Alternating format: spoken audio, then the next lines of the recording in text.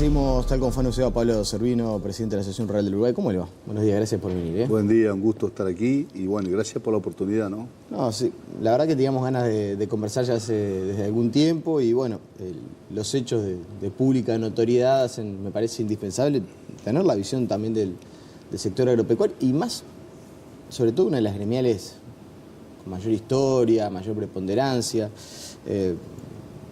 En una coyuntura que parece ser difícil. No sé si desde adentro se ve tan difícil como se ve desde afuera. No, sin duda. Es difícil desde adentro, desde afuera. Lo venimos ya reclamando hace mucho tiempo esto, hace ya por lo menos 4 años que en cuanto a tribuna, contra el micrófono nos ponen por delante. Tratamos de manifestar, ¿no?, la preocupación, un poco la política, la estrategia que se viene notando. Nos ha preocupado, ustedes pueden ver claramente los discursos en la rural que hemos hecho, siempre alertando, siempre tratando de evitar, ¿no?, una situación que ya la hemos vivido realmente, ¿no? Claro. Ahora, Servino, hay un tema que a mí me parece clave para puntualizar y para profundizar sobre todo. Una de las cosas que se les reprocha a veces a los dirigentes agropecuarios y el sector rural es, usted marca, dice, desde hace 4 años venimos alertando que la situación ya viene complicada, que se empieza a complicar cada vez más. Y quienes dicen, bueno, en realidad no hubo un discurso de la ARU en el cual se dijera, no, la verdad este año no fue bien. Este año fue un buen año para el sector agropecuario. Siempre hay discursos donde se marcan falencias, cuestiones a mejorar y se entiende que se tiene una tonalidad crítica. ¿Cómo se diferencia lo que se vivía hace 4 o 5 años con lo que se vive hoy para que la gente entienda? Porque es verdad que siempre se están marcando algunas situaciones que pueden complicar al sector. Está muy claro eso.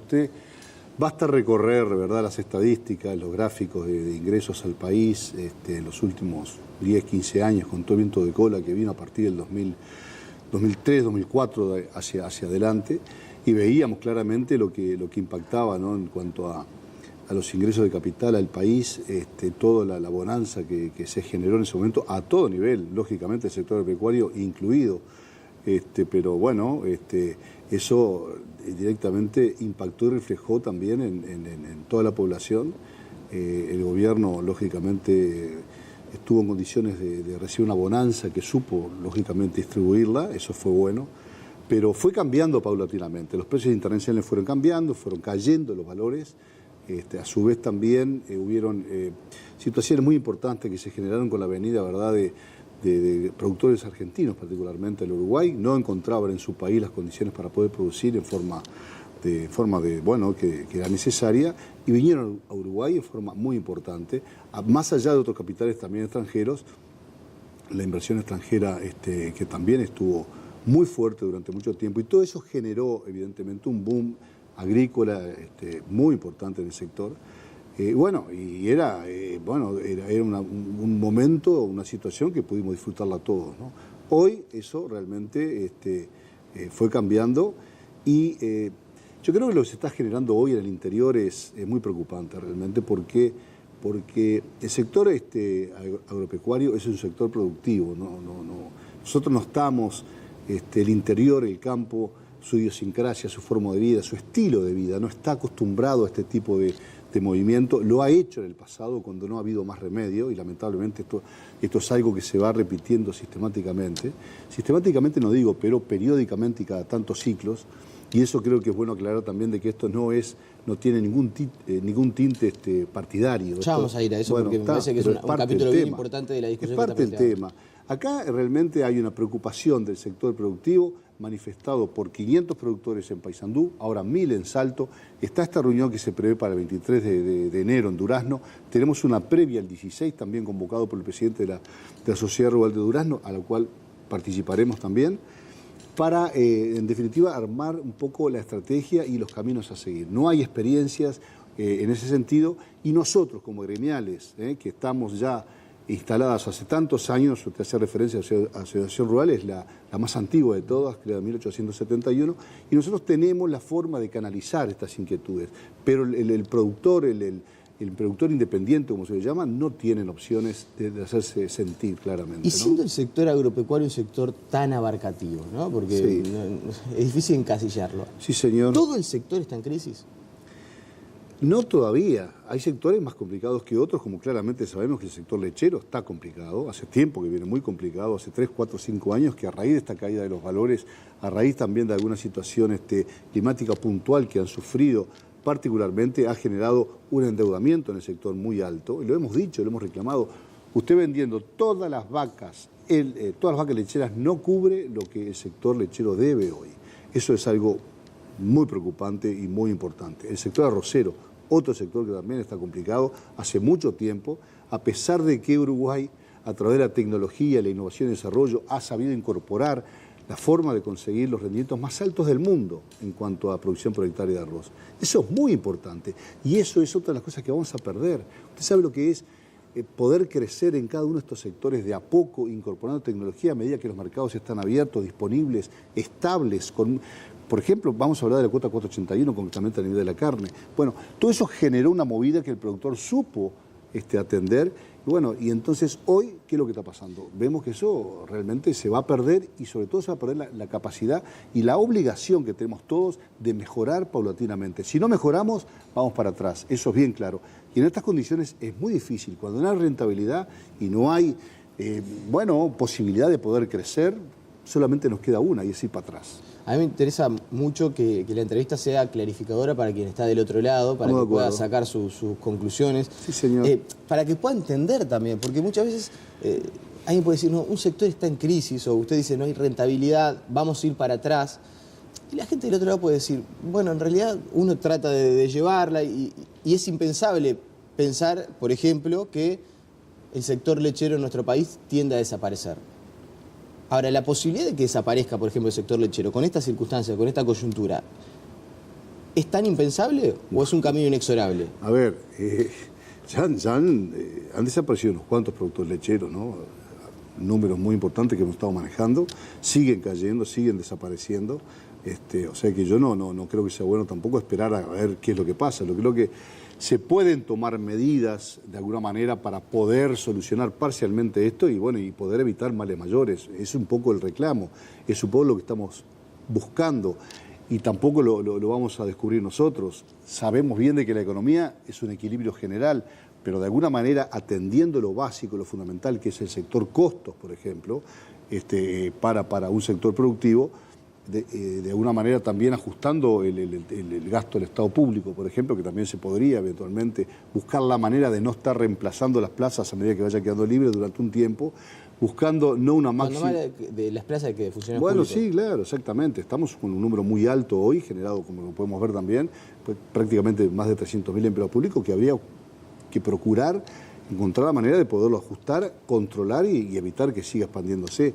O sea, en el tema del tipo cambiario, que es otro de los temas importantes, que sabemos que estamos entre un 14 y un 20%, no hecho por nosotros, sino por las instituciones financieras internacionales, y también lo hemos dicho, en los últimos 40 años estamos un 35% por debajo del promedio en tipo de cambio. O sea que evidentemente hay un factor que no ayuda a la exportación. Ahora, está claro, los estudios acerca del atraso cambiario en nuestro país ya fue advertido, ha sido manejado, acá lo hemos conversado infinidad de veces. Ahora, también es verdad, y alguien podría decir, bueno, si yo tuviera al presidente del Banco Central acá, diría, ahora, en lo que va del año compramos más de 100 millones de dólares para evitar que el dólar siga bajando.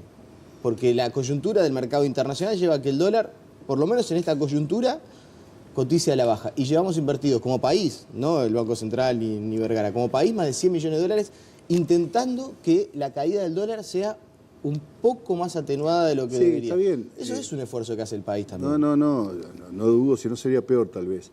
Pero hay medidas, hay razones económicas que, bueno, yo no lo voy a entrar a explicar porque me costaría mucho, pero en cuanto a las tasas de interés altas que paga Uruguay provocando la venida de capitales extranjeros, inundando la plaza de dólares, eso evidentemente genera un sobrestock de dólares. El turismo, por ejemplo, ahora bienvenido sea, vamos a entendernos, ¿no? Pero eso que está provocando también una nueva afluencia de dólares a la plaza, ¿qué va a provocar? Y bueno, seguramente otra apretón en el valor del dólar. Pero evidentemente eso está demostrado, hay entre un 14 y un 20% de atraso cambiario claramente definido por estas instituciones financieras internacionales, reconocido por el Banco Central, o sea que evidentemente la competitividad que fue el principal factor de motivo de esta reunión que se ha generado originalmente en Paysandú, falta de rentabilidad. ¿Debido a qué? Bueno, entre otras cosas a eso. Hay un consumismo alto, ¿no? La población en general está consumiendo bien, usted ve la cantidad de coches que hay en el país, el nivel de, bueno, eso está bien, es buena cosa, pero cuando la situación se empieza a complicar y el campo empieza a reclamar, eso es claramente indicio de que la cosa no está tan bien y que termina o ha terminado siempre en crisis profundas, que es lo que hemos estado reclamando, que queremos evitar a toda costa, ¿no? Usted dice que si no se corrige el rumbo, este país termina en una crisis profunda. No tenga ninguna duda. Sí, señor. Eso lo tenemos bien claro. Lo hemos visto, esta historia se repite, esto no es un tema partidario, no es contra el Frente Amplio, repito, lo hemos visto en el pasado claramente con todos los gobiernos civiles, con los gobiernos militares también, y es algo que Uruguay tropieza permanentemente con esta piedra. ¿Y en dónde arranca el problema? No sabemos guardar para cuando hay, para poder tener cuando no hay. Y bueno, es lo que está pasando ahora.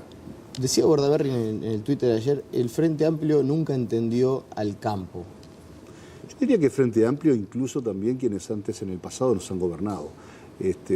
Hay una referencia muy graciosa, entre comillas, de Valle sentado en la Ruta 1, en su estatua allí, de espalda al campo, mirando la ciudad. Eso siempre se dijo. O sea que no es solamente Frente Amplio, no es solamente particular, e incluso el Partido Nacional, cuando le ha tocado, también hemos tenido dificultades profundas con el campo. Campo somos pocos productores, ¿sí?, frente a una población muy grande, muy importante, que demanda mucho, y bueno, y cuando ese traslado no es equilibrado y no es bien manejado, se genera estas dificultades. Está volcada la balanza hacia la ciudad. Totalmente, absolutamente. Sí, sí, lo vemos claro eso.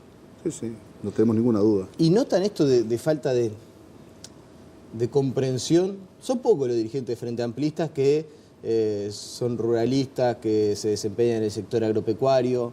¿Sienten que en el momento del diálogo, por ejemplo, sus ideas no son recibidas de la misma manera? Con relación, ahora sí, a otros periodos. Es un tema de priorización. Yo he escuchado, sí, lógicamente, algunos dirigentes de Frente Amplio que entienden la situación, que comprenden la idiosincrasia del campo, como dije. Es un estilo de vida que para conocerlo hay que estar bien involucrado.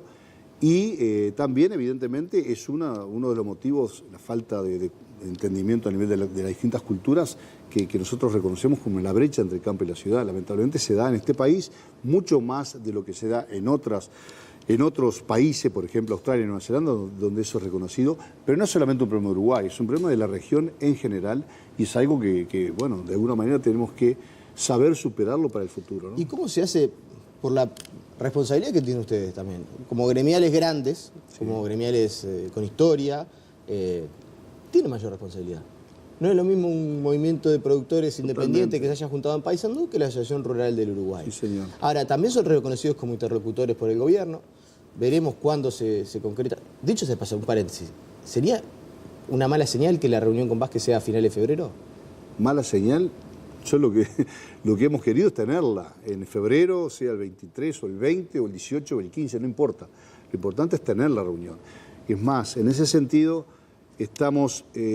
hemos promovido una reunión con la Federación Rural, con las cooperativas agrarias federadas y con la Comisión Nacional de Fomento Rural para el próximo lunes 10:30 a los efectos de armar una estrategia, ¿verdad?, de sentarnos, de coordinar ideas y de elaborar un documento. A ese grupo le vamos a agregar algún representante del sector lechero y algún representante del sector arrocero, que son, como dijimos antes, los que realmente están más complicados y con más necesidad de urgencia, diríamos. ¿Y por lo tanto, no pueden hacer un llamado a, por ejemplo, que productores que ya están pensando en enlentecer el tránsito los próximos días, en llevar algunas máquinas a las rutas, no lo hagan para no tirar más leña al fuego? Eso va a ser el 23. Hay previsto también para el martes, en Durazno, que es en donde va a ser el 23 esta reunión.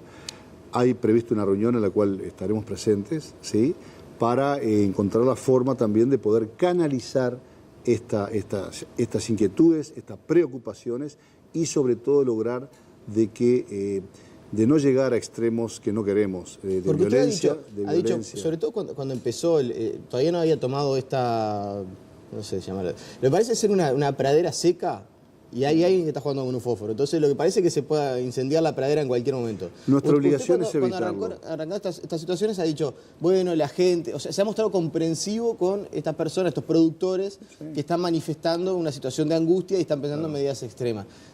Le pregunto si, habida cuenta de lo que ha acontecido en estos últimos días, no es momento de hacer un llamado a bajar la pelota del piso para evitar este tipo de desbordes. Ese es nuestro trabajo.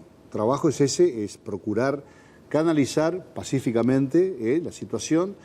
Evidentemente no podemos evitar que haya manifestaciones siempre y cuando recomendamos que sean pacíficas, pero creo que va a depender de la respuesta que se pueda conseguir, los resultados hacia adelante. Por tanto, tenemos la firme expectativa de que haya alguna llamado de atención importante y que se tome alguna medida también que ayude, ¿no? Quiero compartir parte de lo que ayer emitíamos en Telenoche, declaraciones del senador Gerú Pardiñas, porque me parece que hacen un poco a la cuestión y reflejan el momento de crispación que hay de uno y de otro lado en estos días. Compartimos, son 30 segundos de Gerú Pardiñas. Yo en la juventud militaba gremialmente en el liceo y fue cuando comenzamos la militancia política vinculada a la izquierda, al Partido Socialista y luego con la fundación del Frente Amplio.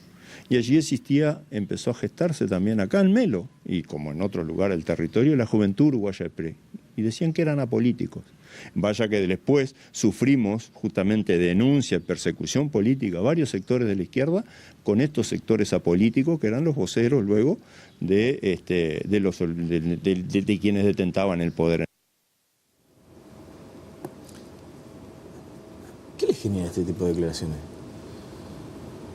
Es una opinión personal, digo, a mí no me genera nada. Yo me acuerdo de la juventud uruguaya de pie, pero repito, no tiene nada que ver con esto, ¿no?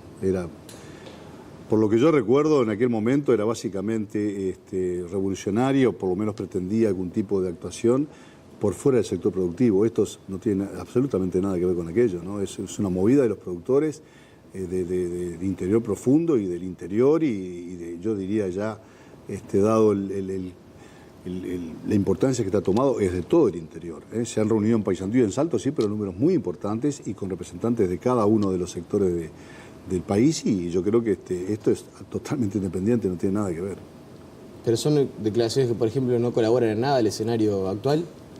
No le veo el sentido, no le veo el paralelismo entre la juventud uruguaya de pie, que fue un movimiento reaccionario con fuerte tinte, diría yo, de violencia incluso, que no pasa por ahí, ¿no? Yo no le encuentro ningún paralelismo.